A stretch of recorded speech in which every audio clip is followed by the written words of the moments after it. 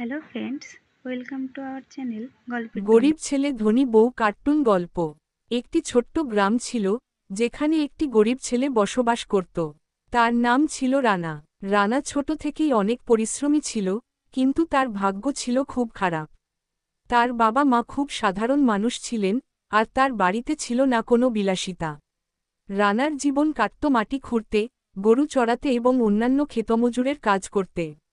তবে তার মধ্যে এক বিশেষ গুণ ছিল, সে ছিল খুবই সদালাপী এবং সবার প্রতি সহানুভূতিশীল। একদিন গ্রামের ধনী পরিবারের মেয়ে সোহিনী একটি বাগানে হাঁটতে এসে রানার সাথে পরিচিত হয়। সোহিনী ছিল খুবই সুন্দরী এবং তার বাবা মা ছিলেন গ্রামের সবচেয়ে ধনী ব্যবসায়ী।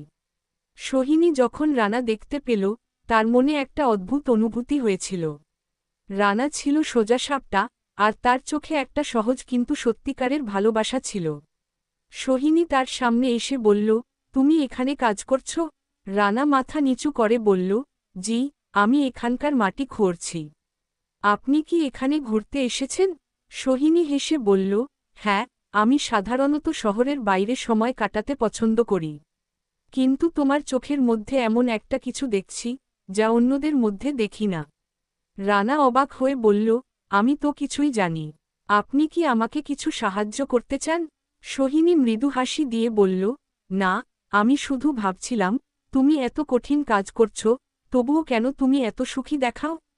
এভাবে শুরু হলো তাদের বন্ধুত্ব। সোহিনী রানা ও তার জীবনযাত্রা সম্পর্কে আরও জানার চেষ্টা করেছিল, আর রানা সোহিনীর ধনী জীবন সম্পর্কে জানত। তারা একে অপরের প্রতি আগ্রহী হতে শুরু করল। রানার মধ্যে ছিল কঠোর পরিশ্রম আর সৎ মনোভাব, যা সোহিনীর হৃদয় স্পর্শ করেছিল।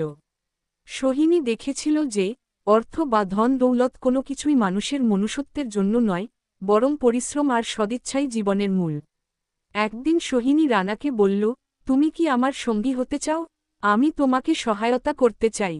তুমি পরিশ্রমী, তুমি যে কোনো কাজেই সফল হতে পারবে। রানা তাজ্জব হয়ে বলল, তুমি কি বলছো? আমি তো গরিব, আমি কিভাবে তোমার মতো ধনী হতে পারব? সোহিনী বলল, ধনী হওয়া মানে শুধু টাকা পয়সা অর্জন করা নয়, রানা। সত্যিকারের ধন হল নিজের কাজের প্রতি ভালোবাসা এবং অন্যদের জন্য কিছু করার ইচ্ছে।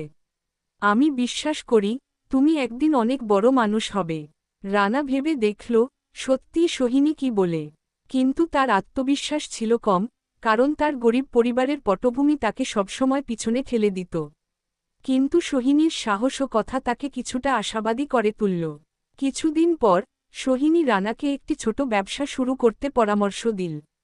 সোহিনী জানত, রানার মধ্যে অনেক প্রতিভা রয়েছে। তার দুঃসাহস এবং আত্মবিশ্বাসের অভাব ছিল, কিন্তু সোহিনী তাকে প্রেরণা দিল। রানা সেই সুযোগ গ্রহণ করে এবং একটি ছোট বাজারে চাও স্ন্যাক্সের দোকান খুলল। প্রথমে খুব বেশি ব্যবসা ছিল না, তবে রানা তার কঠোর পরিশ্রম দিয়ে প্রতিদিন তার দোকানে কাজ করত। কিছুদিন পর তার দোকান ক্রমে জনপ্রিয় হতে শুরু করল।